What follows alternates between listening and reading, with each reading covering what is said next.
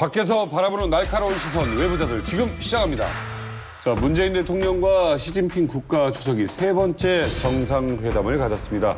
자, 어떤 성과가 있었는지 살펴보겠습니다. 문재인 대통령과 시진핑 주석이 4가지 4대 원칙에 합의했습니다. 첫째, 한반도에서 전쟁은 절대로 용납할 수 없다. 둘째, 한반도의 비핵화 원칙을 확고하게 견제한다. 셋째, 북한의 비핵화를 포함한 모든 문제는 대화와 협상을 통해서 평화적으로 해결한다. 그리고 네 번째, 남북한의 관계 개선은 궁극적으로 한반도 문제를 해결하는 데 도움이 된다는 이 4가지 원칙에 합의했습니다. 지금 표현이 굉장히 눈에 띄는 게 하나 있어요. 첫 번째하고 네 번째가 양국의 입장을 정확히 미국을 겨냥한 성격이 굉장히 강해요. 자, 현재 미국에서는 북한에 대한 전쟁도 할 수 있다. 뭐 50대 50이다 이런 이야기가 나오고 있어요. 그래서 용납할 수 없다 이 표현이 미국에 대해서 강한. 그러니까 현 정부와 중국 측의 입장을 굉장히 강하게 표현한 거라고 보는 거고요. 두 번째, 네 번째입니다. 남북한과의 관계 개선은 궁극적으로 한반도 문제 해결하는 데 도움이 된다. 현재 이제 남쪽에서 보수 또는 뭐 미국 측에서는 현재 북한 핵 문제를 해결하기 전에 남북한의 관계 개선이 오히려 장애가 될 수 있으므로 국제적인 북한에 대한 제재에 참여가 우선이다라는 입장을 견지하고 있어요. 그런데 이제 그 전에 남북 간의 관계 개선 자체가 한반도 문제 해결하는데 궁극적으로 도움이 된다. 이것은 남북 간의 관계 개선을 먼저 해도 중국 측에서는 오케이, 뭐 장려한다 이런 식의 해석이 될 수 있는 겁니다. 그래서 현 정부의 입장이 굉장히 반영됐다 보는 거고요. 이거에 대해서는 저는 이제 미국 측의 반응이 어떻게 볼지 모르겠어요. 미국 측에서는 좀 섭섭할 수도 있는 그런 지금 합의 사항이 나온 것 같습니다. 사실 이제 중국 당국도 북한 문제에서 좀 피로감 느껴요. 그러니까 중국 고위 당국자 이런 이야기 했습니다. 북한 핵 문제는 미북의 문제다. 중국이 너무 중국을 자꾸 끌어들여 하지 마라. 이 정도까지 이야기를 했어요. 그렇기 때문에 미국이 북한에 대한 현재 정책에 대해서 한국과 중국이 어떤 측면에서는 서로 약간의 견제를 던진 이런 측면이 굉장히 강하다는 느낌을 받았습니다. 네. 보면은 사실은 뭐 한국과 중국의 북핵 문제를 놓고 공통점도 있고 이견을 가진 부분도 있잖아요. 이견을 가진 부분 빠진 것 같아요. 첫 번째가 사드 문제였고 빠졌고 두 번째가 쌍중단이잖아요. 그거 없고 그냥 굉장히 원칙적인 부분에서 합의를 한 것 같고 미국과 약간 우리 정부의 입장의 다른 부분이 전쟁은 절대 용납할 수 없다라는 측면도 있지만 두 번째도 사실 그렇거든요. 왜냐하면 틸러슨 장관이 얼마 전에 뭐라고 얘기를 했습니까? 트럼프 행정부의 공식 입장은 아니지만 아무런 전제 없이 대화하겠다라고 했단 말이죠. 근데 그게 자칫 그렇게 가게 되면 뭐가 되느냐면 북한이 남한을 공격할 수 있는 그 핵은 그냥 유지하고 미국으로 날릴 수 있는 운반체 있잖아요. 네. 운반체만 포기하라는 선에서 얘기가 된다면 사실 한반도 핵은 남아있게 된단 말이죠. 한반도의 비핵화 원칙을 확고하게 견지한다. 이거는 사실 미국이 북한하고 설사 대화로 들어간다 하더라도 우리의 기본적인 입장은 북한에서 일단 핵을 없애는 것이다. 라는 부분을 좀 분명히 한 측면도 있습니다. 그런데 여기서 지금 아마 이 문제가 빠졌어요. 국제사회가 북한이 핵을 포기하도록 하기 위한 국제사회 제재에 중국과 한국은 적극적으로 동참한다. 이런 내용. 그러니까 사실 제재 핵심은 지금 중국입니다. 그래서 그런 조항이 우리는 사실 이번에 굉장히 들어가기 원했을 거예요. 우리 정부에서는. 왜? 북한에 대해서 현재 협상 테이블을 끌고 나올 수 있는 건 중국이라고 보기 때문에. 그래서 중국이 좀 더 앞장서서 뭐 제재를 한다든지 이런 걸 굉장히 우리 원했을 텐데 그런 내용이 지금 전혀 빠졌습니다. 그래서 그러니까 아주 원론적인 이야기만 한 거예요. 지금. 너무 원론적이죠. 이견이 있는 부분은 다 빠진 거예요. 네. 아쉽게도 이견을 보이지 않아도 될 평창올림픽이라든가 이런 경제 또는 문화 교류에 대해서는 항을 만들어서 덧붙여도 좋았을 텐데 거기에도 이견이 있었다는 걸 느낄 수가 있네요. 통상적으로 외교가에서 많이 쓰는 표현이 뭐냐면 구동존이라고 하는 표현인데 이 구동존이는 뭐냐면 같은 것은 추구하고 존이 차이가 나는 것은 그대로 놔두자. 그리고 해결되지 않는 것은 문제가 되고 우당탕탕 충돌하지만 어쨌든 같은 것을 추구하는 쪽으로 가자라고 하는 것이 그들의 외교 방식인데 공동 그 기자회견 할 때도 사드라고 구체적으로 언급하지 않고 모두가 아는 이유라고 이렇게 시진핑이 애둘러서 표현합니다. 문재인 대통령이 무슨 그 시진핑이 그 좋아하는 표현을 인용해갖고 그 기자들한테 얘기한 게 뭐가 있냐면 동주공제라고 하는 표현을 씁니다. 역지사지도 썼지만 동주공제라고 하는 것은 뭐냐면 같은 배를 타고 함께 물을 건넌다. 이 얘기를 하면서 했는데 이게 시진핑 주석이 외교가에서 평상시에 즐겨 쓰는 표현입니다. 그래서 정상회담이 이루어지고 사드 문제에 대해서도 이견은 있지만 놔두고 더 이상의 충돌을 끌고 가지 않으려고 하는 점이 좀 돋보였다. 자, 문재인 대통령과 시진핑 국가주석이 세 번째 정상회담을 가졌습니다.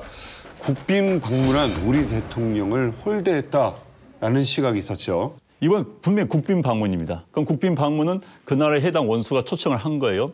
그래서 왔습니다. 왔는데 안방 다 집에 없는 겁니다. 맞이할 사람이 없는 거예요. 전부 간 거예요. 아마 이건 한국 외교 역사상 전무후무한 일이 벌어졌다 이렇게 볼 수밖에 없어요. 통상적으로 박근혜 대통령 갔을 땐 차관, 그러니까 부부장이 나왔는데 왜 차관보가 나왔냐. 이거 팩트 체크가 안 된 거거든요. 뭐냐면 차관이 누구였었냐. 우다웨이인데 우다웨이는 지금 사직을 했습니다.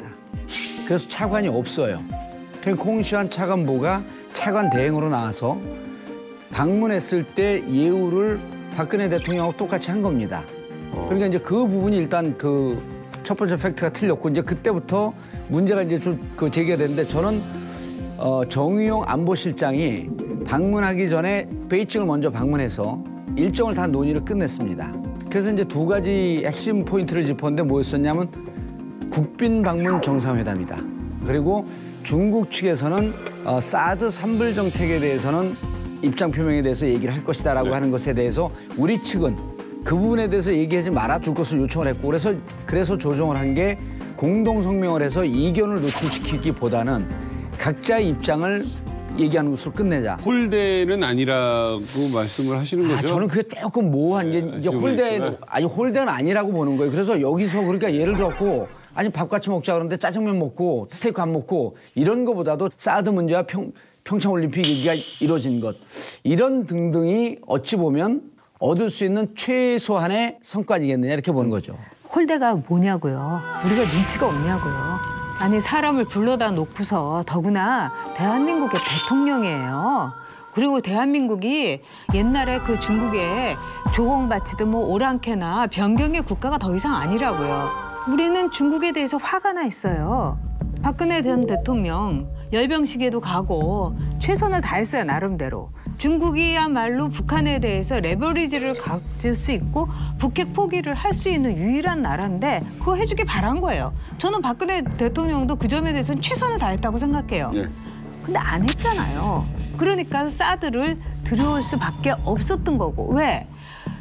중국에 대해서 우리는 너희들이 이런 식으로 하면 우리는 참을 수 없다라는 우리의 사인인 거예요. 우리는 왜 중국에 대해서 화를 못 냅니까? 그리고 중국은 얼마나 우리에게 무례했어요. 저는 이번에 중국이 문재인 대통령에게 한 이 결례는 우리가 잊어서는 안 된다고 생각해요. 시진핑이 뭘 해줬어요, 우리한테. 북한에 대해서 미국을 비롯해서 일본, 우리나라, 중국에 매달렸었잖아요. 그런데도 아무것도 안 해줬어요. 중국이 지금 오만의 극치를 달리고 있어요, 제가 보기에는. 거기다가 CCTV의 앵커가 우리나라의 대통령한테 그렇게 추궁하고 취조하고 협박하듯이 인터뷰를 하는 경우가 세상에 어디 있어요. 그것도 자기네들 마음대로 마구마구 자른 악마의 편집을 하고. 어떻게 우리 대통령이 이런 대접을 받습니까? 왕이 외교부장 네. 경우에 악수를 쭉 하는데 문재인 대통령이 어깨를 뭐 이렇게 툭 쳤어요? 툭 친 게 아니라 그랬더니 갑자기 툭 치지도 하고요. 받으니까 또 자기가 쳐.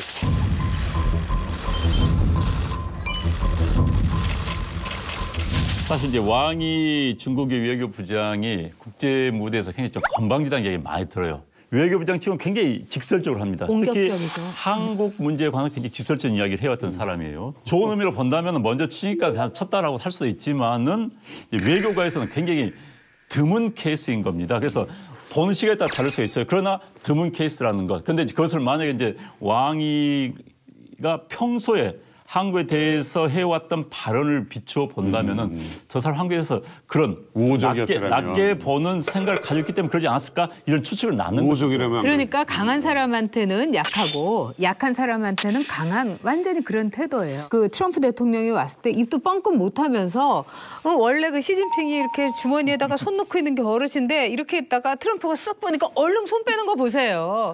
그게 중국인데. 근데 그런 식의 뭐 사소한 그거 제스처라든지 사소하지 않아요. 사소한 의존이라는 데 대해서 굉장히 주관적인 아닙니다. 확대 해석을 해가지고 무슨 엄청난 의미를 막 부여하고 그러는데 그게 어떻게 사소해요. 그런 좀 유치하고요. 내실을 보라는 거죠. 근데 중국 같은 경우는 사실 사드를 철회시키려고 했는데 사실상 지금 현상을 인정한 상태가 돼버렸거든요. 그 상태에서 동결을 한 거고, 그러니까 화가 많이 나 있는 거고, 당연히 우리 대통령이 가서 지금 거기서 환영받으러 가는 건 아니에요. 우리가 중국에다 신나게 많이 퍼주고 그런다고 한다면 근데 왜 대대적인 유치하게, 환영을 받겠죠. 그런데 왜 유치하게 잠깐만요. 제가 얘기 좀 할게요. 네. 그런데 화가 난 거죠. 화가 난 거고 거기서 당연히 환영받을 수는 없는 거고, 그래서 뭐 지금 나오는 이런 뭐 사실상의 무슨 사소한 의전적인 문제가 이렇게 따지고 저리 따지고 이러니까 한국시보에서 보다 못해가지고 한마디 하더라고요. 제발 그러지 마라.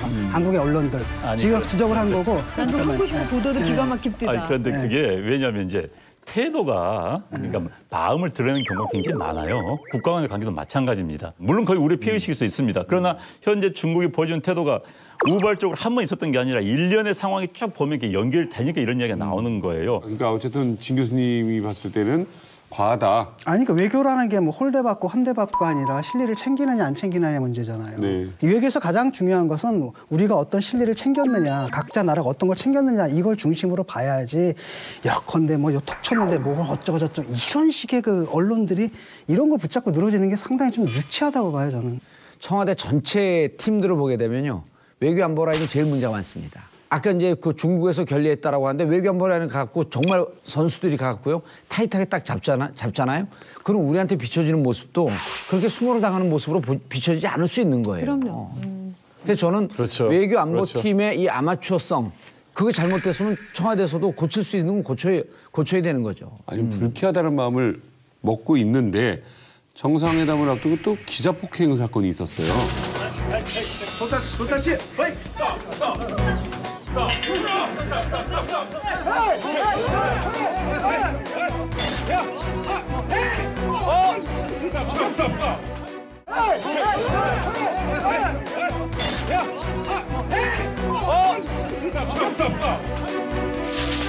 문제는 뭐냐면 이 사설 경호 요원이라고 하지만 이 사람들이 다 전직 공안들이에요. 그리고 이 지휘권, 이 움직임에 대해서 뭐 때려라, 말아라, 이 모든 지휘권은 중국 공안이 갖고 있는 거예요. 그렇기 때문에 이번에 두 기자도 이거를 반드시 수사를 해달라 이렇게 요청을 했고, 우리 이 정부도 여기에 대해서는 철저하게 진상 조사를 요구한 것으로 알고 있어요. 두 가지 부분이 있을 수 있죠. 첫째는 취재 관행에 대한 이해가 완전히 다른 것이죠. 한국 언론의 취재 관행에 대해서 그쪽 사람들이 이해를 못하는 부분이 분명히 있을 수 있는 거고, 또 하나는 이제 우리가 그러지 않기를 바라지만 혹여나 한국 대표단을 좀 뭐 쉽게 봤을 수도 있는 겁니다. 그래서 이제 전자일 가능성이 높다고 보지만은 어찌됐든 어느 나라에서든지 간에 취재 기자를 밀치고 이런 건 있습니다. 밀치고 이럴 수 있는데 넘어뜨린 걸 밟아버리고 하는 것은 뭐 유례를 찾을 수가 없어요, 이 부분. 자, 여기서 저는 굉장히 중요한 점이 뭐냐면 이 언론인들을 저 이쪽으로 끌고 가가지고 폭행을 한 거예요. 그 자리에서 폭행을 한 게 아니고 무방비 상태입니다. 그러니까요. 그런 점에서 이거는 장소를 이 장소에서 때린 거하고 끌고 가서 때린 거하고는 하늘과 땅 차이예요. 저는 이해가 안 돼요. 정말 이번에 상상할 수 없는 일이 일어난 거예요. 일단 우리 정부에서 엄중히 항의를 했습니다. 누가 고용을 했든 간에 그 중국 땅에서 일어난 거고요. 그렇죠. 중국이 책임을 져야 되는 거죠.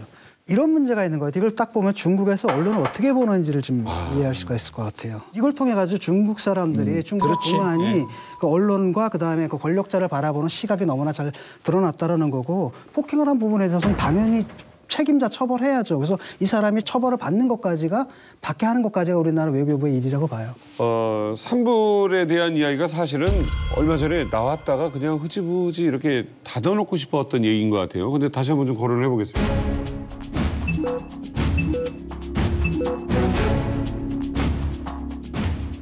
더 나아가서 중국은 하나를 더 얘기를 해요. 산불 1한이라 그래가지고 지금 운영되고 있는 사드마저도, 그러니까 미국이 예컨대 북핵 대비용이 아니라 레이더를 이용해가지고 사실상의 MD 용으로 사용하는 부분에 대해서 그렇게 못하도록 너희들이 제한을 해라라고 하는데, 그건 우리가 받을 수가 없잖아요. 지금 문제는 뭐냐면 우리 정부 입장이 맞다고 보거든요. 지금 뭐 산불 우리 여태까지 해왔지 않냐. 지금도 하고 있고 그다음에 앞으로도 그럴 거다. 다만 것 같다. 문서화 시킨다라는 건 좀 굳이 그럴 필요가 없는 게, 왜냐하면 우리한테 이것도 하나의 카드거든요. 문재인 대통령이 그 대선 기간 중에 뭐라 그랬어요? 사드 배치 철회 뜻을 비췄다가 막상 대통령이 되니까 북한에서 계속 도발되니까 궁여지책으로 이거 인정할 수밖에 없는 거 아닙니까? 이게 국가의 국방 전략일 수밖에 없는 거예요. 근데 이거를 마치 그 중국한테 도장 받고 승인을 받으면 결재를 받으면서 하듯이 군사 전략을 국방 전략을 할 수는 없는 거거든요. 그래서 그럼 우리는 이 부분에 대해서 지금까지 우리가 취해왔던 MD 아니었다라고 하는 거 입장 아니냐. 한미일 군사동맹 인정하는 순간 우리는 일본을 그 군대를 갖고 있는 보통 국가로 인정을 하면서 유사시에 한반도 상륙하는 것을 용인하는 건데 그게 우리 국민들한테 말도 안 되는 얘기다. 이런 정도로 설명하는 것으로서 양국의 신뢰를 회복하는 수준까지 가는 것이지 이걸 어떻게 문서로 해줍니까? 그리고 이걸 대통령이 갖고 나는 분명히 얘기했지만 또다시 얘기합니다라고 하고 이걸 확인해준다고 하는 것이 문서 이상의 또 효과가 있을 수 있기 때문에 얘기 못하는 겁니다. 10월 30일 날 봉인했고 우리의 입장은 예전이나 지금이나 똑같다. 근데 시진핑은 또 자국 국민들한테 얘기를 해야 되거든요. 있어야 되죠. 그 우리는 야, 이 사드 문제 우리가 저렇게 꿈쩍 못하게 해놨다라고 하는 측면 때문에 양국이 자기 국민에게 국내 정치용으로 어쩔 수 없이 우당탕탕하는 부분이 있을 수밖에 없지만 가급적 자주 이 문제에 대해서 논의를 하면서 양국 간의 신뢰가 형성이 되면 이것도 큰 문제 아니다. 그리고 어쨌든 이 부분에 대해서는 우리가 좀 유리한 쪽으로 끌고 온 거예요, 이거를. 그리고 북한이 지금 ICBM까지 성공을 해가지고 정말 전 세계에 화근이 되고 있는 상황 아니겠어요? 바로 이런 것이 우리가 안보에 대해서 중국한테 약속할 수 없는 거예요. 북한은 계속 변화하는데 우리가 이런 고정된 상황을 우리가 거기에 맞춰서 이걸 문서화하고 있을 수 없는 거죠. 우리가 가장 우선해야 될 것은 우리의 안보고 우리 대한민국 국민의 안전인 거예요. 이것을 우리에게 이런 식으로 요구하는 중국의 그 CCTV의 앵커의 그 눈빛부터 중국의 어떤 외교적인 이 결례 이건 저는 난폭하다. 이 말 외에는 할 말이 없어요. 제가 볼 때는 지금 중국에 굉장히 화가 난 거예요. 왜냐하면 사실 중국은 사드 때문에 화가 나 있는 상태였잖아요. 근데 솔직히 말하면 한국이 해준 게 하나도 없거든. 해준 건 딱 한마디예요. 그냥 비공식적으로 삼골 그거 원래 우리 정책이다. 우리가 해왔던 정책이고 뭐 당분간 안 변할 거다. 이 말 한마디 들은 거거든요. 그런데 중국의 입장에서는 풀어줄 수밖에 없는 게 일단은 경제 제재를 하잖아요. 비공식적으로 제재를 하지만 사실 우리만 피해를 받는 게 아니라 자기들도 피해를 받거든요. 또 한국과 관계를 이렇게 나가게 되면 가장 문제가 뭐냐면 한국을 자꾸 미국하고 일본 동맹에다 밀어넣게 된단 말이죠. 이렇게 또 내칠 수도 없는 상황이란 말이죠. 그러니까 이쪽에서 중국에서 동결하기로 한 건데 자기들은 화가 난 거죠. 뭔가 좀 한국 쪽에서 뭔가 성의 있는 어떤 표현이 있었으면 하다못해 삼골 정책 안 하겠다라고 아주 분명한 명시적인 언급이라도 좀 해줬으면 하는 바람인 거죠. 네. 그럼에도 불구하고 이제 국회 방문을 했고 이게 이제 중국 국내에서 이제 문제가 되는 거예요. 시진핑 네가 한 게 뭐냐? 사드 문제 해결했냐? 해결한다는데 못했지 않냐?라고 하니까 이제 관용 언론을 통해 가지고 계속 그걸 이제 물고 늘어졌던 거죠. 그리고 당연히 자기들도 국내 정제를 해야 되거든요. 자기가 화났다라는 표시 정도는 해야 될 필요가 있었지 않았을까. 저는 그 삼불 정책은 어찌 보면 외교적으로 우리가 조금 이긴 측면이 있는 부분이에요. 그리고 그때 국회 상임위원회에서 강경화 장관에 대해서 외교가의 논평이 잘했다 그랬던 거예요. 왜냐하면 그쪽 중국과의 그 문제가 되고 있는 것을 아주 자연스럽게 풀어낸 거거든. 그리고 새로운 것이 아니라 이제까지 계속 견지해왔던 입장이다. 이 상태에서 인정할 수밖에 없는 게 한국과 미국과의 관계, 남북한의 관계 때문에 불가피하다라고 하는 것을 중국이 받아들인 거거든요. 자유한국당의 친홍 시대가 열렸습니다. 강력한 대여 투쟁을 예고한 김성태 의원이 한국당 원내 사령탑에 올랐습니다. 봉두사님만 김성태 의원의 당선을 못 맞히셨다는 소리. 그럼요. 저만 틀렸어요. 어떻게 된 거예요? 역시 독특하죠. 저는 이제 왜 김성태 의원이 안 될 거라고 봤냐면 1차에서 과반을 못 넘길 거라고 봤어요. 과반이 안 나오게 되면 2차에서 홍문종과 한성규 표가 뭉칠 것이다. 네. 그리고 그러면서 서로 견제하면서 이렇게 될 것이다 봤는데 1차에서 한 표 차이로 과반이 넘었어요. 108명 중에. 근데 이제 재밌는 게 1차 표결했을 때 3표가 무효가 나오고 그때는 54표였었어요. 3표가 무효거든요. 근데 무효표 중에 한 표는 김성태 의원한테 가고 또 한 표는 홍문종 의원한테 가고 한 표가 이제 무효표로 끝까지 남았던 거거든요. 그리고 또 재밌는 거는 최경환 의원과 이우현 의원이 우연의 일치로 안 나왔어요. 탄핵에 찬성했던 그 당시에 새누리당 의원들이 한 62, 3명이 됩니다. 63명에서 이제 현재 바른정 건너간 11명을 다 탄핵에 찬성했다는 전제로 한다면 한 53명은 탄핵에 찬성했던 의원들이 지금 한국에 남아 있는 거예요. 이 사람들 기본적으로 김성태 외에는 대안이 없는 거예요, 이 사람들한테는. 그러니까 기본적으로 52표는 먹고 가는 선거였죠. 구도도 구도지만은 지금 이 자유한국당으로서는 발버둥 치는 거라서 김성태 외에는 사실 다른 카드는 다 버리는 카드라고 봐도 틀린 말은 아니었어요. 뭐 한성규 이분도 원래 친박이었다가 중립으로 갑자기 돌아서서 그것도 좀 이상하고 홍은정 의원도 친박으로서 그분이 했던 거라든가 여러 가지로 볼 때 뽑아줄 수가 없었던 거예요. 그래서 김성태 의원의 원내대표 당선이라는 거는 당연하지만 한편으로는 그만큼 자유한국당이 뭐 선택의 여지가 없다. 저기 그 김성태 의원이 55표를 얻었잖아요. 근데 1년 전에 그때 이제 비박을 표방하고 나섰던 나경원 의원도 정확하게 또 55표더라고요. 그러니까 이게 보니까 당의 세력 구도는 잘 안 바뀐 것 같아. 그래서 이제 당의 내부에 여전히 그 존재하고 있는 비박과 친박의 이 갈등 관계를 일단은 먼저 좀 넘어야 할 과제가 좀 있는 것 같더라고요. 네. 도대체 원내대표라는 자리가 어떤 자리길래 파워가 어느 정도인 거예요, 원내대표는? 일단 이제 정당 정치 자체가 원내 중심으로 가야 되는 겁니다. 미국에는요, 민주당 공화당의 당대표가 없습니다. 원내대표만 있을 뿐입니다. 민주당하고 현재 한국당하고 좀 구조가 틀린 게 한국당은 원내대표와 당대표의 관계가 수평 관계입니다. 투톱 시스템이에요, 정확히. 그런데 민주당은 현재 당대표 아래 원내대표가 있는 그런 구조입니다. 그렇기 때문에 민주당보다도 한국당의 힘, 원내대표 힘이 훨씬 강한 거죠. 이제 그럼 원내대표 힘이 뭐냐? 현재 우리 국회 운영 구조는 원내대표 간의 모든 것을 결정하도록 했습니다.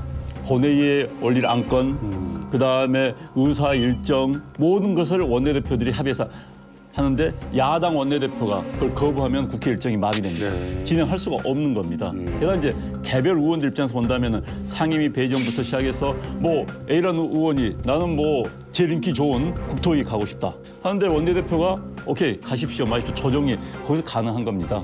게다가 이제 뭐 국회 발언권 부분도 시작해서 모든 걸 총 조절하기 때문에 원내대표 힘이라는 것은 현재 정당 구조 내에서는 굉장히 세고 특히 홍준표 대표가 원내입니다. 원내면은 사실 원내에 개입하고 간섭하기 굉장히 어려운 부분이 있어요. 그래서 그런 측면에서 더 한국당 내에서의 원내대표의 역할이랄까 힘이 굉장히 크다고 볼 수밖에 없죠. 근데 이제 문제는 뭐냐면 국회의원 임기가 4년 아니에요. 그 원내대표 임기는 1년이거든요. 그래서 홀수년도 원내대표는 조금 더 힘이 세요. 왜냐하면 상임위는 2년 단위입니다. 그러니까 지금 김성태 원내대표는 그 비는 자리를 조정할 수 있지만 상임위원장 임명, 그다음 각 상임위 배치 이런 권한은 이전에 했던 정우택 원내대표가 다 했어요. 그리고 이제 요 다음에 또 3년차 원내대표, 김성태 원내대표 다음 연대 원내대표가 이런 권한이 있어서 재밌대. 홀수 원내대표가 힘이 있고 짝수 원내대표는 상대적으로 힘이 조금 떨어지는. 예. 홍준표 대표가 지난번에 이제 일본을 갔잖아요. 그런데 일본이 사실 우리나라 정치 환경을 좀 알아서 대접은 받았겠지만 만일 미국이나 유럽을 갔다 하면 대접 못 받아요. 그렇죠. 국회의원이 아닌 원내. 어디까지나 원내 대표를 대접을 해요. 그래서 그냥 당 대표라고 하면은 저거 무슨 사칭하는 정치인 아니야? 이렇게까지 볼 정도로 당 대표라는 건 다른 나라에서는 존재감이 없어요. 미국에서는 아예. 미국은 당 대표가 없습니다. 없어요. 미국은 아예. 중앙당이 없어요. 중앙당 자체가 네, 없어요. 네. 짧게 말하면 점점 더 원내대표의 그 파워가 세지는 거예요.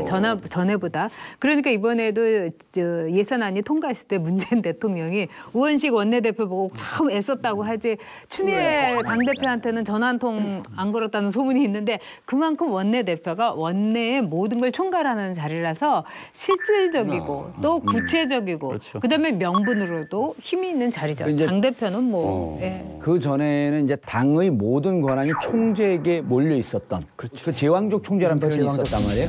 그때는 원내 대표가 아니라 원내 총무라고 불렀어요. 그러니까 원내에서 총재의 지시를 따라서 움직이는 총무적 역할이었었는데 그게 김대중 대통령 시절에 들어오면서 제왕적 총재 중심으로 하니까 정치적 이런 그 거래나 이런 건 능하지만 국민들의 뜻을 받아서 법안을 통과하고 법안을 연구하는 정책 정당화하지 않으니 원내 중심의 정당을 만들자고 하면서 그때 이제 원내 대표라고 하는 게 2000년 들어오면서 그 시작이 되는 거예요. 그러면서 이제 원내 대표가 이렇게 힘이 강해지는 거는 국민들 입장에서는 좋은 거죠. 정치는 발전하고 있는 거고. 김성태 원내대표의 목소리를 직접 안 들어볼 수가 없죠. 안 원장님. 네. 지금 뭐 핫한 남자 김성태 원내대표에게 지금 아마 오늘 내일 가장 바쁠 것 같은데 뭐 이제 새로운 직을 맡게 되면은 뭐 인수인계하고 하다 보면 바쁠 것 같아요. 그래서 안 원장이 또 전화 걸면 자 우리 외부자들과 예. 만약에 전화 연결이 되면 세 번째 전화 연결입니다. 그래요?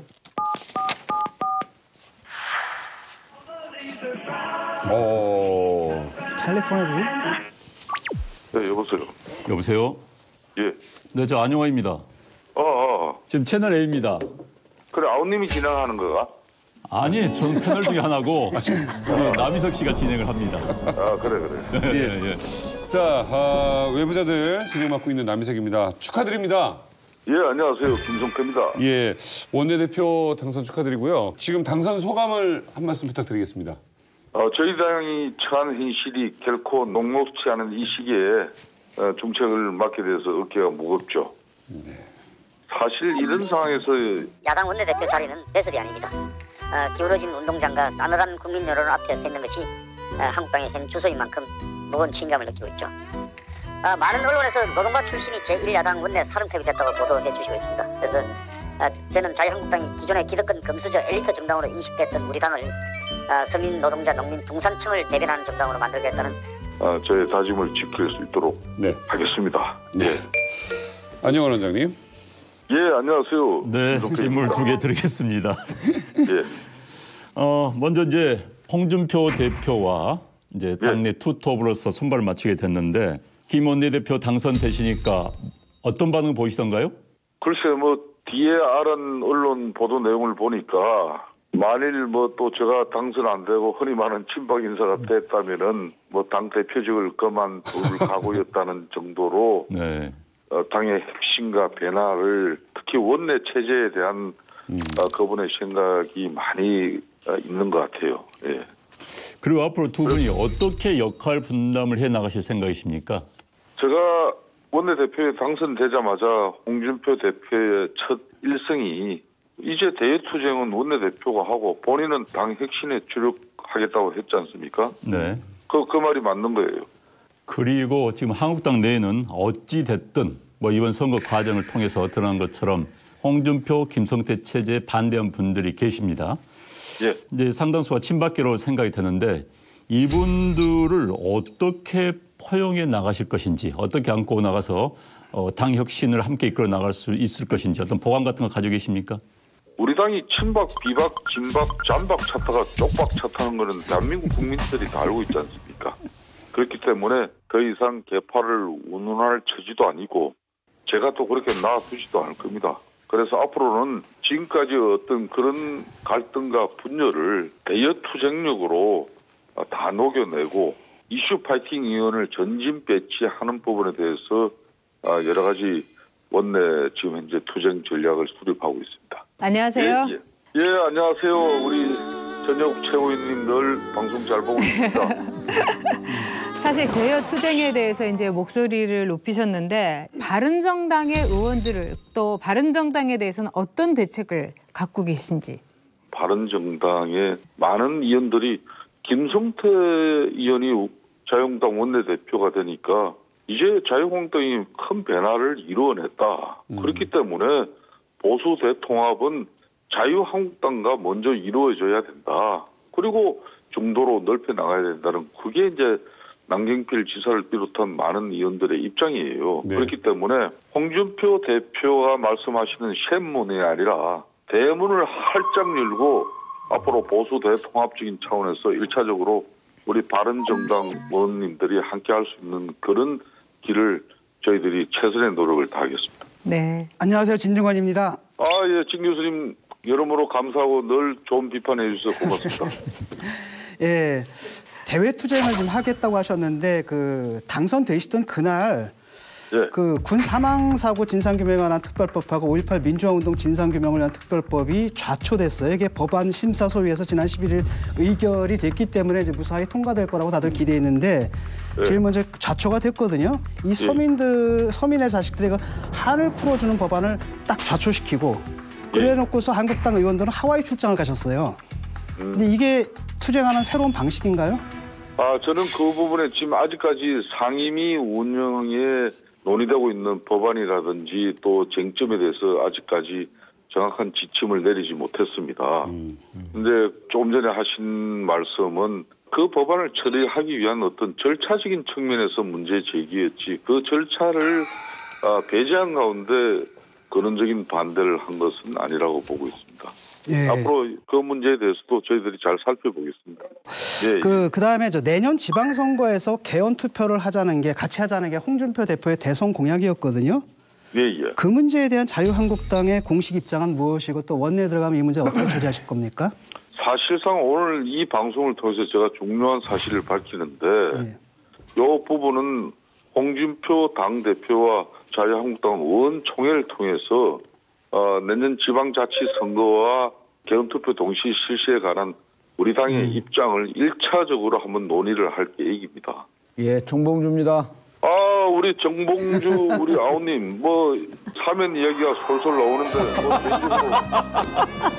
정봉주 전 의원의 사면에 동의한다, 반대한다. 저는 정봉주 의원 사면되는 부분을 굳이 저는 반대할 이유는 없다고. 그래도 이분이 옛날에 정봉주 의원이 아닙니다. 개과천선 아직 안 했는데. 성숙됐다. 자, 정봉주 의원님. 견절했다. 같다. 지금 이제 그 자유한국당을 바꾸겠다는 어떻게 바꾸겠다는 겁니까? 계속 지금 말씀을 하시는데 상이 잘 안 잡혀요. 이런 겁니다. 국가 안보와 국가 경제와 기업 걱정은 집권당 민주당이 하고 또 문재인 대통령께서 그 사람들을 더 걱정하고 챙기고 그 분야를 자유한국당은 이제 맹실상부한 야당이기 때문에 서민 노동자 농민들 사회적 약자 소외 취약계층을 아울러내는 그런 대중정당으로 우리는 탈바꿈하겠다는 거예요. 이제 모든 기득권이나 흔히 말하는 가진 자의 정당은 이제 저희들이 아닙니다. 앞으로 이제 그런 사람들은 저희 자유한국당 얼씬거리지 말았으면 좋겠어요. 찾아와도 우리는 이제 그런 사람들을 맞이하지 않을 거예요. 현재 있는 분들은 어떻게 하시려고? 무슨 현재 있는 분들이 그렇게 많습니까? 요즘 사실 자유한국당 하면 왠지 모르게 좀 부자당이다, 좀 이런 이미지가 있었잖아요.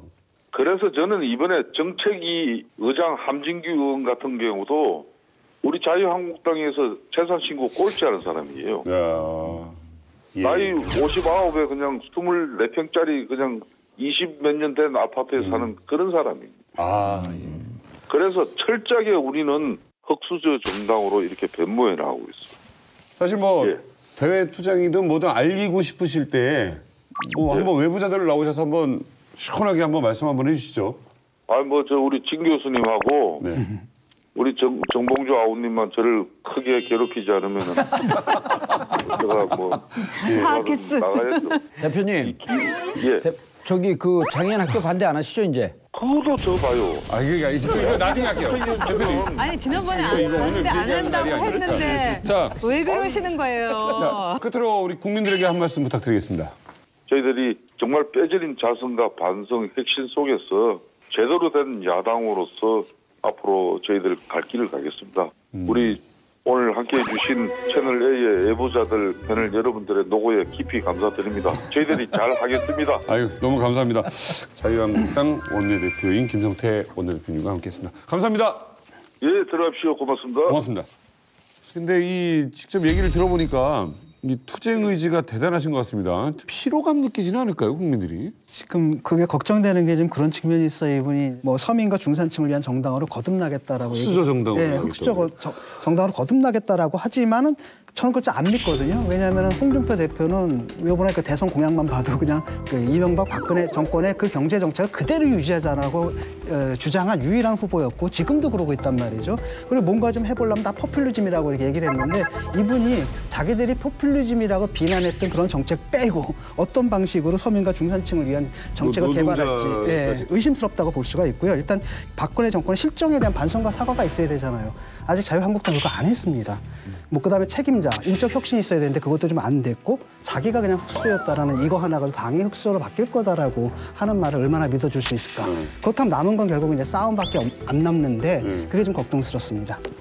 제가 볼 때는 그동안에 이 자유한국당은 존재가 없었어요. 아니 정우택 그 원내대표가 한 일이 도대체 뭐가 있어요?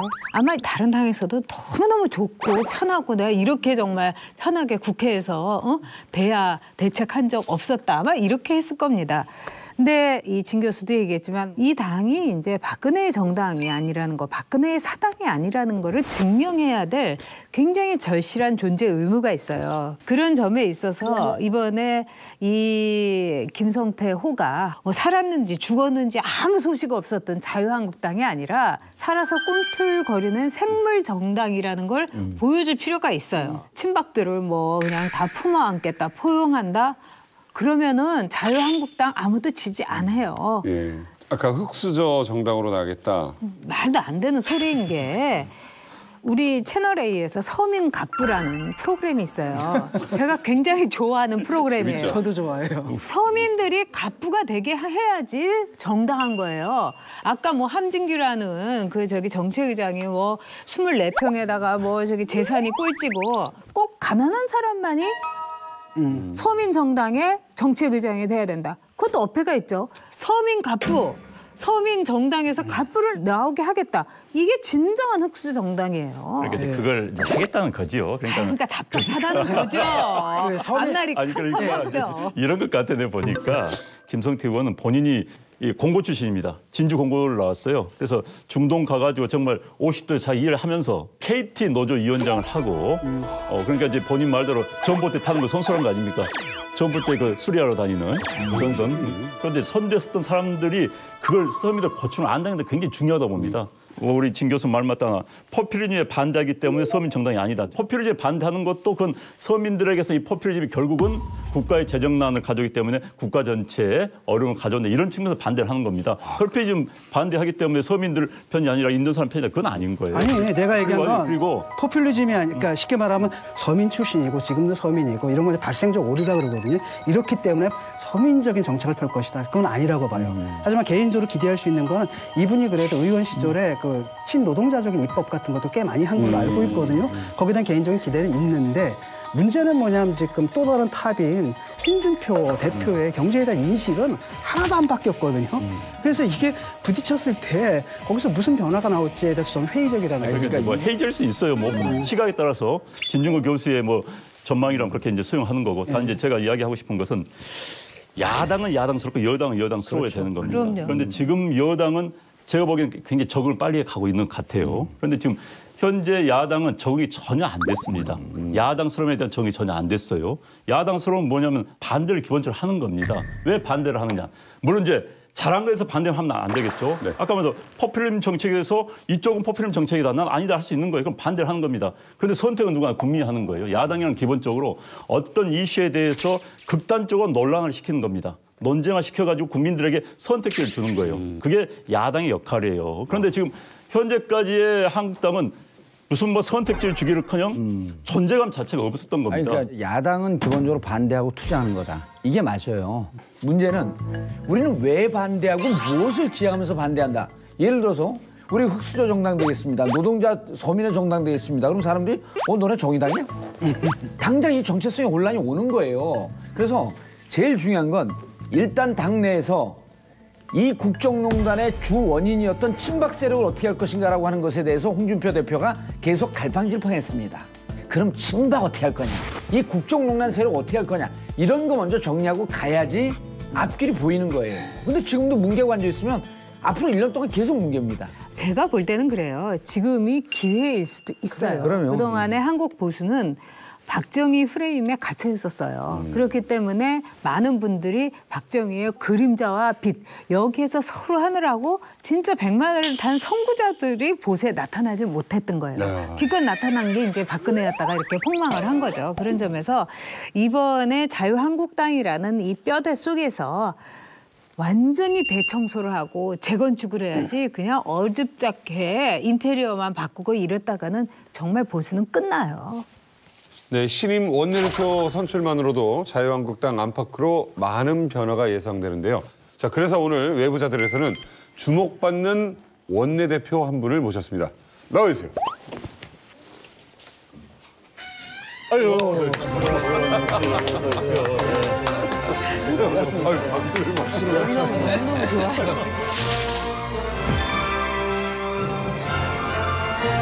그래. 그렇게 많은 분들 나왔어도 박수를 치긴 쳤는데 저도 모르게. 자민련이 아니었어요. 정의당이었어요. 비밀당원 아닙니까? 이거? 그러니까. 뵙자마자 제가 우리 외부자들에서 수차례 러브콜을 보냈는데 이제야 모시게 됐습니다. 정의당의 원내 사령탑이자 진보의 아이콘 노회찬 원내대표를 모셨습니다. 자, 우리 시청자 여러분들께 인사 부탁드립니다. 네, 외부자 시청자 여러분 안녕하십니까? 반갑습니다. 오매불망 이 순간을 기다려왔습니다.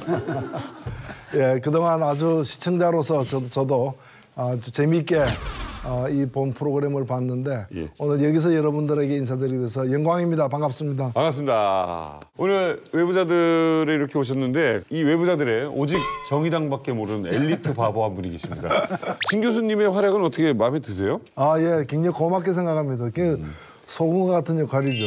정말 정의당이 그래도 외부자들 프로그램에서는 그래도 다당제 효과가 좀 있는 것 같아요.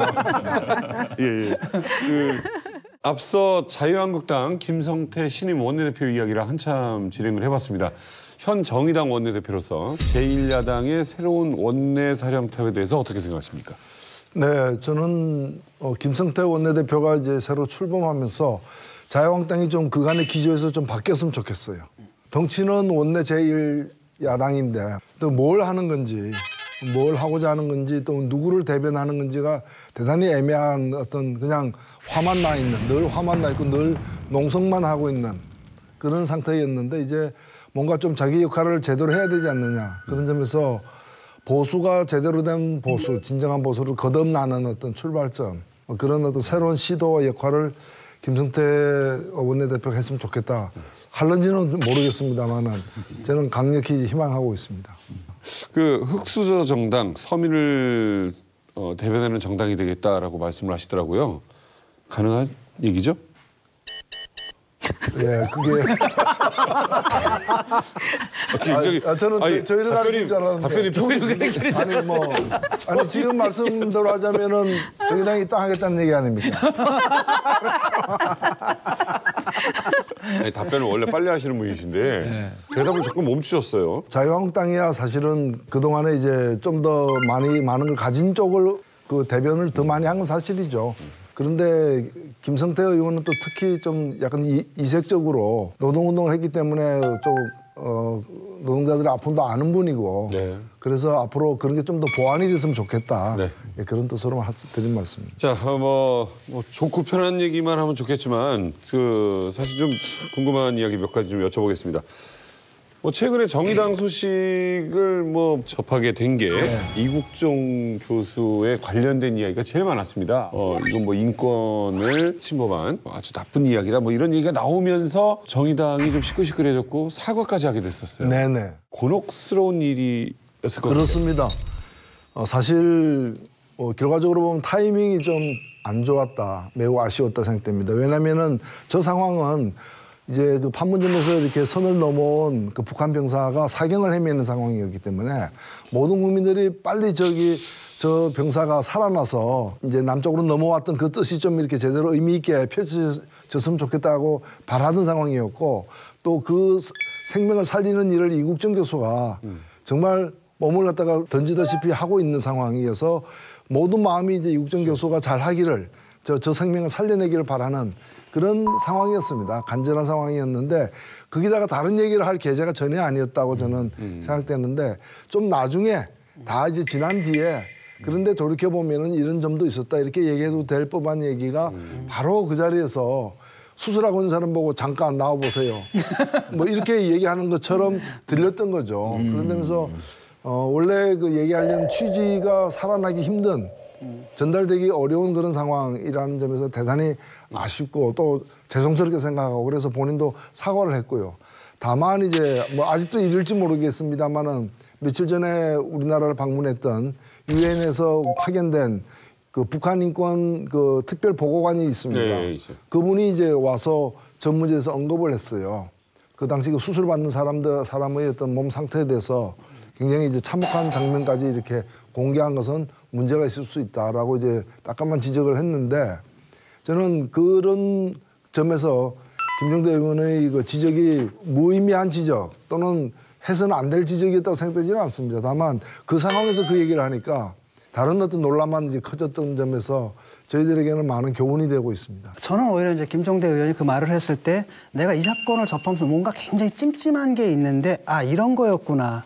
그래서 오히려 저는 반성을 좀 한 측면이 있거든요. 왜냐하면 남의 뱃속에 뭐가 있는지 나한테 알 권리 없다고 보거든요. 왜냐하면 한 병사의 배에 기생충이 있다는 게 그걸 알므로써 우리가 얻어질 안보적 이득이 뭐냐라는 거예요.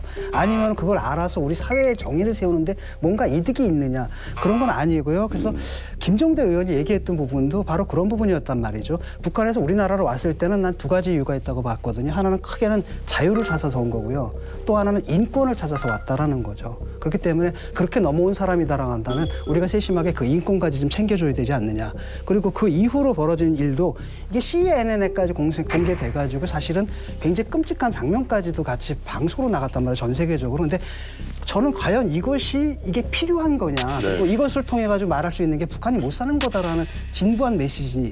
이걸 위해서 한 사람이 인권이 이용당한다는 느낌이 좀 들었거든요. 그래서 이건 좀 아니다. 그래서 이 얘기를 만약에 나중에 사실 이런 측면도 있었다고 지적해서 훨씬 더 좋았을 거다 이런 생각이 들어요. 저는 그게 인권이나 뭐 그런 문제가 아니라고 생각해요. 이국종 교수는 수술을 하다가 지금 뭐 상당히 위태롭고 이렇게 조마조마한 상황에서 이 수술을 한다 하더라도 해충이 있고 이렇기 때문에 굉장히 어렵다. 이런 상황 보고를 한 거지. 아니 북한의 비참한 상태를 모르는 우리나라 국민이 있나요? 북한이 가난한 거를 더 강조하려고 그 얘기를 이국종 교수가 했겠어요? 그건 아니죠. 그러니까 이제 알 권리 부분도 물론 중요하고 인권도 중요합니다. 그런데 이제 그 균형을 맞춘다 굉장히 어려워요. 그런데 그 기준은 굉장히 주관적입니다, 사실. 그런데 이제 북한 병사의 모습은 어떤 것인가 굉장히 궁금해한 게 사실이에요, 사실은. 물론 이제 기생충까지 알려야 될 것인가 여부는 뭐 주관적인 판단이 있을 수 있습니다. 그러나 그것을 통해서 북한 현재 병사들 모습이 어떤 것인가를 또 유추해 볼 수 있는 거거든요. 그것도 중요한 판단의 근거이자 또 국민들의 중요한 정보가 될 수 있는 겁니다. 그래서 해충 그 부분을 가지고 인권 문제까지 비하한다는 것은 좀 그 병사로 통해서 북한의 현재 실태를 파악할 수 있고 그 병사가 참 안 됐구나. 그래서 남한으로 내려왔구나. 이걸 또 생각할 수 있는 한 계기가 됐다고 봐요. 최종적인 책임은 의사가 내리는 거거든요. 결국은. 그러니까 국방부에서 좀 이렇게 들어온 모양인데 저는 그 토마스 오헤야 킨타나 그 북한 인권 특별 보고관이에요. 이분이. 북한 인권에 관한. 이걸 위해서 일하는 분이거든요. 그분이 뭐라고 얘기했냐면 굉장히 발언이 셉니다. 쉽게 말하면 병사의 수술 및 신체 상태의 세부 사항을 매우 참혹할 정도로 보여주는 것을 통해 그의 프라이버시에 가해진 침해의 정도를 비난할 수밖에 없다라고 했거든요. 그러니까 비판도 아니라 비난할 수밖에 없고 이건 인권의 관점에서 용납될 수 없는 일이다. 이게 사실은 이제 국제사회에서 보는 관점이라는 거죠. 저는 그 약간 좀 두 가지가 섞여 있다고 봅니다. 그 유엔 특별보고관이 얘기한 것은 뭔가면은 이제 북한 사회에 대한 어떤 나쁜 이미지를 줬냐 안 줬냐 이런 문제가 아니었고 그냥 한 개인 그것이 누구든 간에 그 환자인 사람인데 특히나 이제 사회적이고 정치적인 관심이 지대한 사건에 연관된 사람의 어떤 그 이 신체적 피해 상황에 대해서 어디까지가 좀 공개할 수 있고 어디까지가 아닌가에 대한 프라이버시 차원에서의 문제였지 그렇게 함으로써 어느 집단이 어느 사회가 더 불리해지기 때문에 막아야 된다거나 또는 안 막아야 된다거나 이런 문제는 좀 아니었다고 봅니다. 우리 개그맨들이 절대로 농담으로라도 안 건드리는 곳이 있어요. 김연아, 박지성, 유재석, 이국종 교수는 이국종 교수. 이른바 어떤 얘기에도 안 들어요. 그게 이제 까방권이라는 건데. 까방권. 예, 잘못 들어가면 큰일 나기 때문에 우리가. 자, 지금부터 5분의 입담 대결이 기대되는 현안 토크로 들어가 보겠습니다. 국정농단 사태의 핵심 인물이죠. 최순실 씨가 1심 결심 공판에서 구형 25년형을 받았습니다. 구속 13개월 만이고요. 끄악!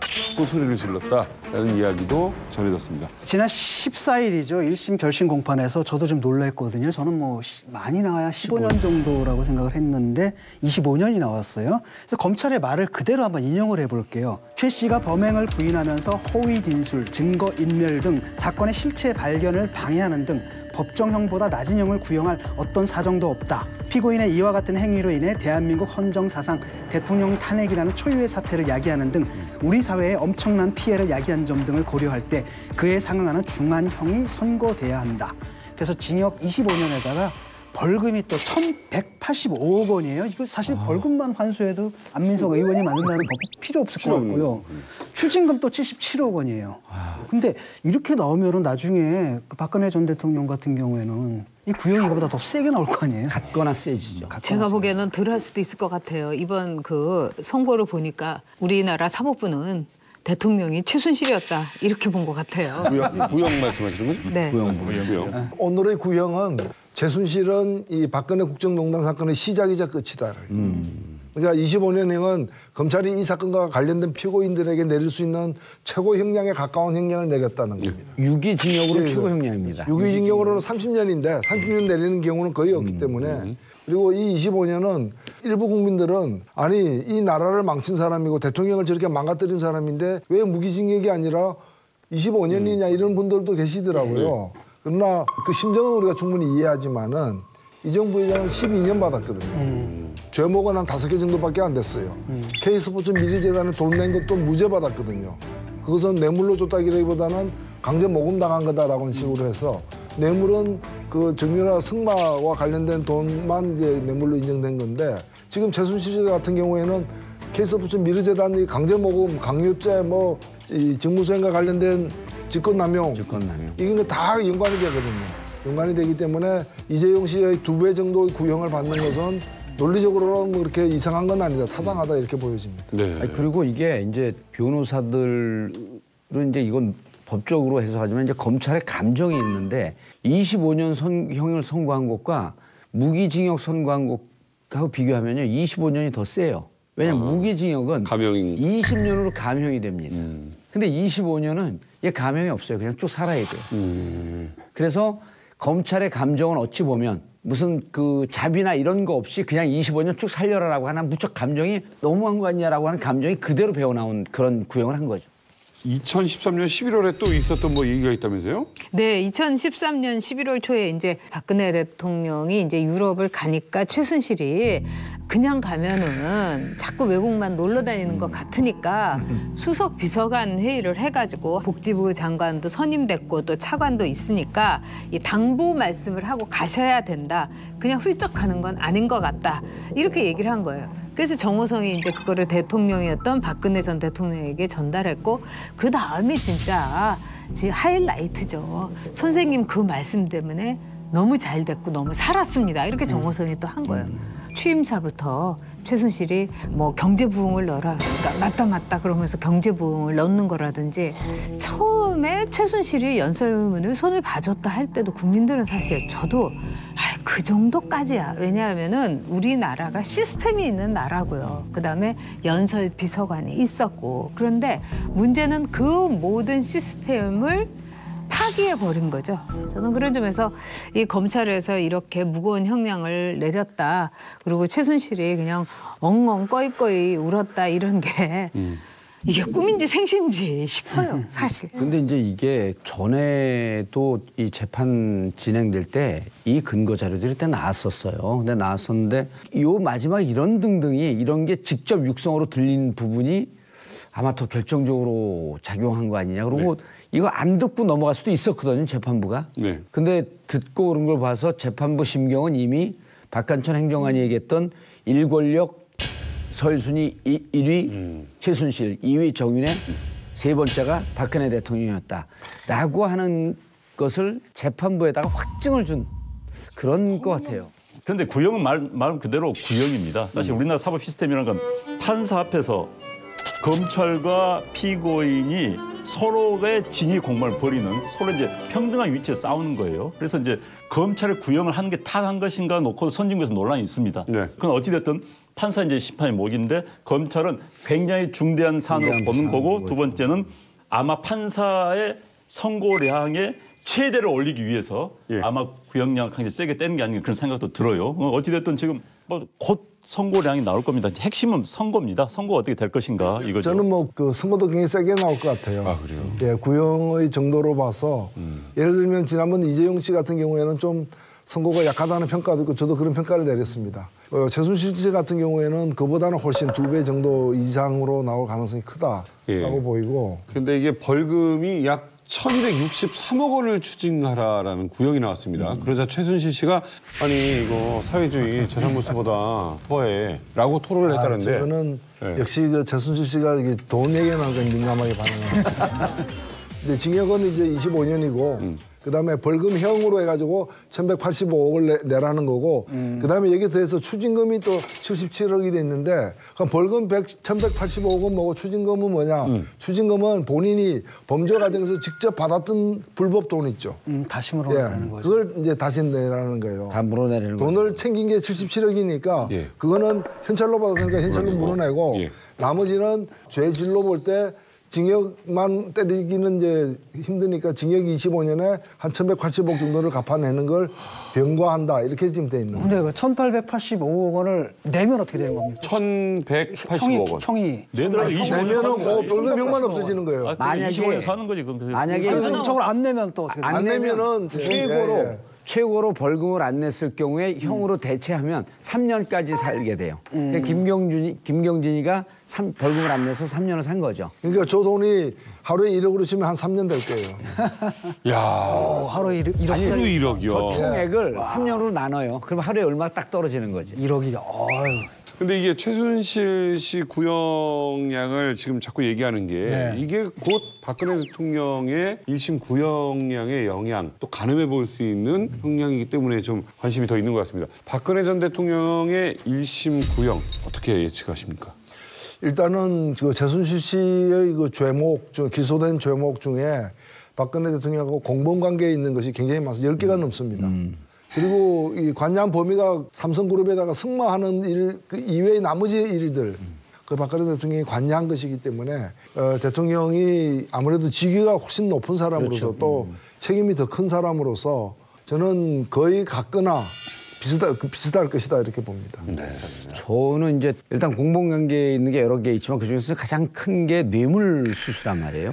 그런데 이제 최순실이 뒤에서 배후 조정을 하면서 1+1 대통령의 버금가는 역할을 했지만 실질적으로 이 기획 단계에서도 공모가 됐고 실행에 있어서도 깊숙이 개입이 되었고 국민들이 봤을 때 대통령이라고 하는 권한을 위임했을 경우에는 자리의 그 심각성 이런 걸 등등을 보면 저는 같거나 더 높을 거라고 봐요. 그래서 25년이나 무기징역까지 구형이 나올 수도 있겠다. 일단 구형은 사실 큰 의미는 없습니다만은 검찰이 생각한 정치적 의미가 있는 거예요. 특히 정치재판에서의 검찰의 구형량은 검찰의 정치적 의식을 드러내고 검찰의 정치 행위입니다. 그런데 현재 검찰의 정치적 행위를 하고 있다는 측면에 본다면은 최순실 씨 25년 또는 그 이상을 할 가능성이 좀 높다고 봅니다. 최근에 이 재구속된 장시호 씨부터 최순실 씨까지 앞날이 암담한 반면에 자유의 몸이 된 조윤선 전 장관의 이야기를 한번 해보도록 하겠습니다.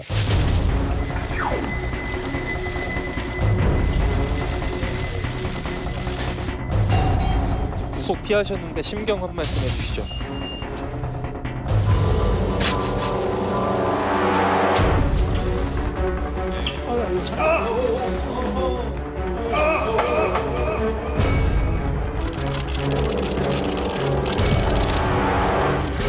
네, 재판의 성실히 끝까지 임하겠습니다. 감사합니다.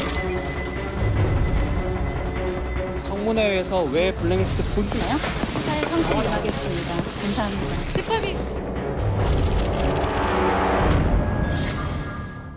일단 지난번에 조윤선 전 장관이 이 풀려나게 된 데는 그 남편의 엄청난 사법적 거기에다가 큰 영향을 끼칠 수 있는 그런 엄청난 파워가 있었던 거죠. 그리고 그것이 대한민국의 사법부에 먹혀가지고 자연몸으로 풀려 나온 거예요.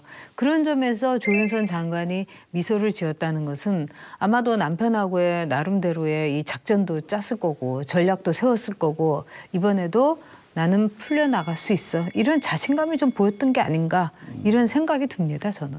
지난번에 1심에서 집행유예를 받고 지금 항소심이 진행 중입니다. 그런데 이번에는 이제 그때 집행유예형을 선고했던 것과 다른 혐의로 지난주에 받았었죠. 그러니까 이병기 전 국정원장 시절에 청와대 정무수석으로 조윤선 전 수석이 근무를 했을 때 매달 국정원 특활비를 500만 원씩 받았다. 그러니까 이제 총 수천만 원을 건네받은 이 혐의를 검찰은 이제 뇌물수수 혐의로 보고 지금 조사를 하고 있고요. 그다음에 이제 청와대가 정경련을 통해서 뭐 수십 개 보수단체에 69억 원을 지원하고 또 관제 시위를 주문했다. 이른바 화이트리스트 의혹. 이 두 개에 대한 혐의를 가지고 이제 검찰이 소환 조사를 했었죠. 그런데 이제 조윤선 전 장관은 국정원에서 일부 자금을 받은 건 맞다. 특활비를 받은 건 맞다. 그렇지만 이것은 관행에 따른 것이었고 범죄 의도는 없었다라고 이야기를 했다고 하고요. 또 이제 화이트리스트 관련해서는 전체적으로 나는 거기에 관여하지 않았다라고 부인을 했다고 합니다. 가장 큰 문제는 일단 지난번 거예요. 그 블랙리스트와 관련된 조윤선 전 장관의 연루는 정무수석 시절부터 장관에 있을 때까지 굉장히 중요한 어떤 위치에서 중요한 작용을 한 건데 이번 같은 경우에는 그보다는 좀 가볍다고 좀 봐야 됩니다. 예를 들면은 왜 그 특활비 500만 원씩 이렇게 10번 정도 걸쳐서 받은 걸 갖다가 시인했는가? 시인했기 때문에 증거인멸 사유가 없는 거예요. 그래서 구속을 면하려고 제가 볼 때 시인한 것 같고요. 또 이거는 나중에 선고할 때도 보면은 액수라거나 여러 가지 이제 관행이라거나 이런 걸 봐가지고 유죄이긴 유죄이되 처벌은 약한 집행유예가 될 수 있는 그런 걸 본인들은 기대를 하는 것 같고요. 그다음에 화이트리스트와 관련해 가지고 허현 전 행정관 또 조윤선 전 장관의 어떤 지금 그 변호인들이 만나가지고 다 조율을 했다는 거 아닙니까? 그렇기 때문에 연루된 건 사실이지만 그건 그냥 들어서 알 뿐이지 내가 그 행위에 직접 어떤 주요한 어떤 역할을 맡아서 범죄에 이제 개입된 건 아니다라는 그런 어떤 자기 변호를 하게 될 걸로 보여져서 사실은 지난번 건 하나만 가지고도 충분히 구속되고 남을 일이긴 한데 그걸 뺀 정도면은 이번 것들도 좀 달리 취급될 수도 있지 않겠는가 이렇게 보여집니다. 예를 들자면은 이제 우리가 흔히 유전무죄라고 하잖아요. 엄청난 변호사들을 쓸 경우에 다 풀려 나오잖아요. 우리가 보잖아요. 정관예우나 그런 것처럼. 근데 이런 경우는 철저하게 유맥무죄라고 볼 수가 있어요. 그러니까 이 돌아가는 그 과정을 보면 굉장히 치밀하게 이 풀려나도록 모든 법률적인 장치를 마련해 둔다는 걸 저 같은 사람도 이렇게 쫙 보니까 알겠어요. 박준우 수석이 위증을 했던 경우도 보면은 그 당시에 청와대 전 수석이 당신 진술서 때문에 조윤선이 이렇게 곤란하게 되지 않았느냐. 이 뭐 외교관 출신에 뭘 알겠어요, 이분이. 그러니까 법정에 와가지고 그분들이 조언을 한 대로 사실은 모른다. 이렇게 얘기한 건데 우리가 그전에 그분의 진술서라든가 주변 사람들의 이런 걸 보면은 모를 수가 없는 거 아니에요. 그리고 조윤선 그 전 정무수석 또 장관이 그걸 보고서 세상에 뭐 이런 것까지 뭐 이런 그 반응까지도 이렇게 굉장히 상세하게 나왔는데 뭐 이런 것까지 이건 하느냐? 사실은 그냥 나오기는 어려운 정황 증거라고도 볼 수가 있어요. 그럼에도 불구하고 조윤선 장관이 상당히 이렇게 차분하게 그 약간의 미소까지 띄우면서 나온 거는 믿는 구석이 있는 거죠. 블랙리스트 항소심도 저는 그 조윤선 장관 입장에서는 녹록치 않을 거라고 보는 게 1심에서 그 하나만 이빨 빼듯이 딱 빼갖고 거기만 집행유예하고 다 구속이 됐거든요. 이 법조계나 누가 봐도 이것은 석연치 않은 판결이었던 거예요. 그렇다고 한다면 만약에 항소심에서 추가 증거가 더 나왔어요. 블랙리스트에 대해서. 화이트리스트 나왔어요. 항소심에서 저는 집행유예를 넘어가는 선고가 나올 가능성도 대단히 높다. 그래서 법정 구속의 가능성을 배제할 수 없을 것 같아요. 대한민국 시위의 성지가 된 광화문 이야기를 한번 해보겠습니다. 이번에는 의사들이 나섰습니다. 정부의 문재인 케어 시행을 앞두고 의료계가 반대 집회를 열었습니다. 자, 문재인 케어가 어떤 내용입니까? 지난 8월에 문재인 대통령이 직접 발표한 건강보험 보장성 강화 대책입니다. 여기에 따르면 그동안 건강보험에서 보장하지 않았던 3,800여 개 이른바 비급여 진료 항목이 있는데 이걸 이제 단계별로 급여화하는 게 핵심입니다. 그래서 구체적으로 얘기를 하자면 올해와 내년에 걸쳐가지고는 MRI 초음파 검사 그리고 노인, 아동 등 취약계층들의 신경인지기능 검사 이런 것들이 이제 급여화가 되고요. 2022년까지는 미용 성형을 제외한 모든 의료비를 단계적으로 건강보험 적용 대상에 포함시키겠다라는 방침입니다. 지금 이 TV를 시청하시는 분들 중에는 비급여의 급여와 뭐 이런 얘기가 좀 생소하게 들리기도 합니다. 건강보험이 적용 안 되는 것이 이제 비급여예요. 네. 근데 그걸 건강보험을 적용하도록 만들자는 거니까 좋은 거죠. 예를 들면 이런 거죠. 공교육이 있는데 우리나라 공교육이 63%예요. 나머지는 학교에서 안 가르치니까 과외를 하든 그렇죠. 아니면은 학원 가든 가. 돈 없으면 그냥 집에서 가만히 있어. 예. 이게 비급여예요. 예. 그러니까 비급여를 줄인다는 얘기는 공교육을 늘린다는 얘기고 굉장히 좋은 거예요. 그거는. 좋은 건데 그렇게 될 때 이제 학교 선생님들이 이제 아니 내가 학교에서 가르친 것만 가지고는 안 되니까 방과 후에 과외도 하고 뭐 이렇게 심야 뭐도 했는데 예. 학원도 했는데 그걸 갖다가 좀 할 시간을 줄이니까 예. 그럼 내 월급을 올려줘 이제 그 얘기가 나오는 거죠. 설명이 너무 좋았어요. 그러니까 그러니까 요즘 이제 이것도 사실 적폐예요. 이거 정말 바로 잡아야 되는 게 자, 의료 수가는 의사들 주장대로 하면 63% 정도예요. 정사 원가에. 그런데 이제 정부나 전문가들은 한 80%라고 이야기합니다. 어찌됐든 적자예요. 어찌됐든. 예. 그렇다면 비급여에서 한 120%, 150% 돈을 받는데 이게 비유하면 이런 거예요. 떡집에서 떡을 파는데 힘센 사람이 와가지고 100원짜리 딱 80원만 주면서 야 임마 이거 받아 먹어. 그럼 나 손해인데 야 임마 저쪽 떡 후에 온 사람들 120원 받으면 될 거 아니야. 이거 똑같은 격이에요, 사실. 그렇기 때문에 그여 80% 한다는 이것도 비정상인 겁니다. 그러니까 100% 최소한 100% 주고 이것도 정상화시키는 노력. 물론 이제 쉽지는 않습니다. 네. 워낙 이게 규모가 크기 때문에. 그러나 이 노력을 해야지 이대로 언제까지 여긴 손해보니까 뒷거래해가지고 많이 먹어. 이건 바람직하지 않은 거죠. 그럼 정부에서 돈을 좀 더 내놔. 그렇죠. 이제 이게 이제 거죠. 그리고 돈 문제인데 이제 의사들이 이번에 반대한 게 이제 그런 거예요. 기본적으로 이제 문재인 케어가 완성하려면은 5년 동안에 30조 6천억이 필요합니다. 그 문재인 정부에서 이제 측정을 한 거예요. 30조 6천억이 필요한데 현재 국고에서 예산에서 의료보험공단에 돈을 지원을 해줍니다. 그런데 이번에 2조 3천 원이 깎였어요. 그리고 문재인 케어에서 30조 6천억을 채우려면은 매년 보험비를 3.2%씩 인상을 해야 되는데 이번에 2.4%밖에 인상을 하지 않았어요.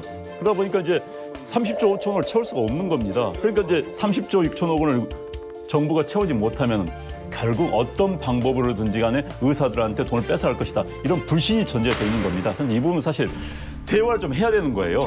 그럼 지금 상황에서는 의사들도 나와서 이야기하는 전 데모하는 것도 100% 우리가 깨자는 게 아니라 우리의 주장이 이렇다. 그럼 우리 협상할 때 우리가 좀 세게 내밀겠다. 이런 의미가 크다고 보는 거예요. 예. 좀 이렇게 논의를 정리하려면 방향은 분명해야 된다라는 겁니다. 미국의 어떤 의료보험 제도가 D급이었는데 C급으로 상향시켰거든요. 근데 우리는 현재 미국보다 좋아요. B급이에요.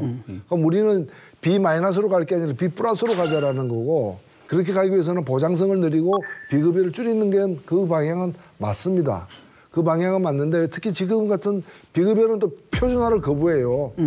비급여를 표준화한다는 얘기가 뭐냐면 MRI 찍으면 여기서 찍어도 40만 원, 저기도 찍어도 40만 원이 돼야 되는데 지금 비급여는 표준화를 갖다가 거부하기 때문에 그러니까 내가 요령껏 많이 받겠다. 그래서 이게 많이 차이 날 때는 8배까지 차이가 나고 막 그렇습니다. 이거는 임플란트도 그렇고요. 많은 거 이런 걸 해서 양성화시키면서 줄여나가야 되는데 네. 그렇게 하려면 돈이 많이 드는 건 사실입니다. 사실이기 때문에 지금 우리 국민들로부터 인식을 달리해야 될 게 건강보험료 조금 오르면 굉장히 민감합니다. 그렇죠. 근데 비급여 해결을 위해 가지고 건강보험 적용 안 되는 문제를 해결하기 위해서 실손보험 드는 거는 한 달에 20만 원, 30만 원 나가도 받아들이는 거예요. 근데 사실은 비급여를 줄이면 실손보험 궁극적으로는 할 필요가 없게 되고 실손보험료가 떨어지게 되고 그거의 10분의 1밖에 안 되는 돈을 건강보험료 올려도 여기서는 굉장한 재원이 생기는 거거든요. 그래서 한 평균 한 10,000원 정도는 더 건강보험료를 더 내야 됩니다, 사실은. 예. 근데 이것은 이익이다. 왜? 실손보험료는 더 큰 폭으로 떨어질 테니까. 수많은 그 의사들이 굉장히 재정적으로 어려워하고 있어요. 제 주변에도 동네 병원을 닫는다는 사람이 꽤 있어요. 많이 못 나가요. 그리고 재정적으로 간호사를 모실 수 없으니까 간호조무사를 모셔갖고 쓰는데 지금 최저임금이 올라가면 그것도 힘들단 말이에요. 그래서 의사 부인들이 고육지책으로 이 간호조무사 자격증을 많이 따요. 근데 병원을 운영하는 게 점점 어려워진데다가 어려워지죠. 또 이렇게 될 경우에는 정말 더 이상은 손들겠다 이런 의사들이 많아가지고 동네 병원이 무너지면은 진짜 그 모든 피해는 우리 환자들에게 오는 거예요. 동네 의사가 그 병원이 살기 위해서는 보장성이 강화되고 건강보험이 적용되는 게 많아지면 동네 병원이 제일 좋아지는 거예요, 사실은. 좋아지는 거고 그리고 영국이나 다른 나라들처럼 어려서부터 계속 다니던 병원에서 내가 감기 몇 번 걸렸고 귀에 물이 몇 번 들어갔고 코피 몇 번 났고 다 알고 있는 그 병원에서 기초적인 것이 이제 이루어지게 되는. 그래서 국민들이 이제 나의 주치의는 저 병원이다 이런 동네 병원을 갖다가 그렇게 체계화시키고 그걸 정부가 지원해내는 그런 의료 전달 체계 자체를 갖다가 이렇게 바꿔내는 여러 노력을 통한다면은 정부에서 돈을 그 수가를 갖다 책정해가지고 의사한테 주고 의사는 적게 받는다고 정부한테 항의하는 양자만의 문제가 아니라 그다음에 감기 같은 경우가 이제 대표적인 예인데 감기 걸린다 하면 대략 감기는 표준화돼 있잖아요. 감기가 사람마다 그렇게 천양지차가 수술해야 되는 감기가 있고 뭐 중환자실에 들어가야 되는 감기가 있고 이런 게 아니잖아요.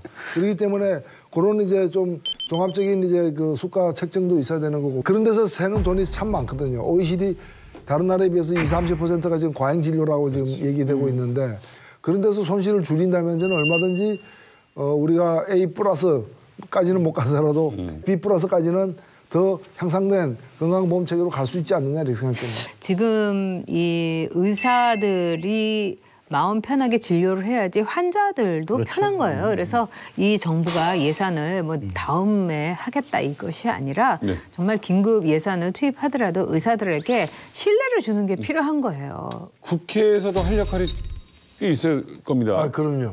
바탕은 신뢰죠, 사실은. 그렇죠. 돈 엉뚱한데 많이 쓰고 힘든 우리한테 국민들에게 세금 더 내라느냐라는 원망이 안 나오게끔 쓸 때 제대로 쓰면서 이건 꼭 필요하다는 어떤 그런 어떤 동의를 얻어내게 하는 그게 이제 정치죠. 또 의사들 수가를 현실화하는 주장도 다 근거가 있고 또 정부도 그렇게 하겠다고 약속한 만큼 원만하게 좀 협의를 하고 또 되도록이면 그 과정이 좀 이렇게 공론을 이렇게 여론을 수렴하는 그런 과정을 밀실에서 또 해가지고 또 어떤 위원장 사표 내고 가고 막 뭐 이런 혼란의 연속이 아니라 잘 마무리가 되기를 바랍니다. 정말 사실 우리가 까놓고 이야기를 해야 되는 거예요. 지금 까놓고 이야기 못 하는 겁니다. 못 하죠. 현 정부 이제 5년 안에 문제 해결을 한다면 30조 5천억 필요하다. 그럼 그 다음 정부에서는 52조가 필요하다고 그러는 거예요. 그럼 그 52조를 어떻게 마련할까에 대한 이야기는 전혀 없는 겁니다. 그렇기 때문에 이제 뭐 비판하는 사람들은 결국 지금 적립금 다 써버리고 5년 내에 털털 털고 나갈 것이냐. 그렇기 때문에 그 다음 생각까지 하면서 정말 이 시스템을 지속하려면은 우리가 돈이 얼마나 필요한 건지에 대해서는 전문가 나서 이야기해야 되는 거예요. 그런데 저는 국회가 나서야 된다고 봅니다. 결국은 국민의 대표기관 국회이기 때문에 정부의 주장도 있고 의사들 각 이해관계 집단의 의견을 모아서 국회 차원에서 정리를 해서 장기적인 비전을 내놓고 국민들에게 부담할 건 부담해야 된다라고 정말 불편한 진실을 이야기해야 된다고 보는 겁니다. 근데 한국의 의료보험이라는 게 뭐 상당히 좀 우수한 편이잖아요. 미셸 오바마가 이걸 우리나라 걸 보고 판타스틱이라고까지 했거든요. 그리고 두 가지 목표 있잖아요. 국민의 그 건강을 갖다 보장해주는 측면과 그다음에 부의 재분배 이 효과 두 가지에서 아주 탁월한 성능을 보여주고 있고 그래서 국민들이 굉장히 좋아해요. 자기 누려보니까. 그래서 제가 볼 때는 2.4%에서 3.2%로 올리는 거 문제 있잖아요. 적어도 적정 부담과 적정 급여로 가야 되고 그 독일 같은 경우 보니까 80% 보장률이거든요. 근데 보험료율이 우리의 2배가 넘더라고요. 14.3%가 되고 물론 단순 비교는 힘들겠지만 그래서 사실 우리가 좀 더 질 좋은 의료 서비스를 누리기 위해서는 사실 부담할 준비도 되어 있고 또 제가 볼 때는 우리 국민들이 이 제도에 대한 믿음이 상당히 크거든요. 그래서 좀 올려도 된다는 생각이 들어요. 오늘 어떠셨습니까? 아, 예. 아주 좋았습니다. 제가 뭐 이 외부자 상당히 저력이 있는 그런 이 팀인 것 같아요. 많이 배웠습니다. 좀 궁금한 게 있습니다. 사실 여기저기서 좀 자꾸 이야기가 들어와서요. 예. 서울시장의 재도전하는 거 아니냐라는 이야기를 저는 지금 저 경남 창원의 국회의원입니다. 아예 예. 근데 이게 많은 분들이 또 수도권에 있는 국회의원으로 착각을 하고 있어요, 사실. 하여튼 외부에서 결정해 주시면 따르겠습니다. 그 창원이 얼마나 좋은 지역구인데요. 글쎄요 말이죠. 정의당의 아니면 뭐- 노희찬 의원한테는. 네. 시청자 여러분들께 끝인사 부탁드립니다. 지난 1년은 참으로 격동의 한 해였습니다. 그래도 이 나라를 이렇게라도 만든 것은 국민들의 힘이었다고 생각되고 국민 여러분 정말 수고 많이 하셨습니다. 감사합니다. 그리고 뜻깊은 연말 보내시기 바랍니다. 고맙습니다. 네.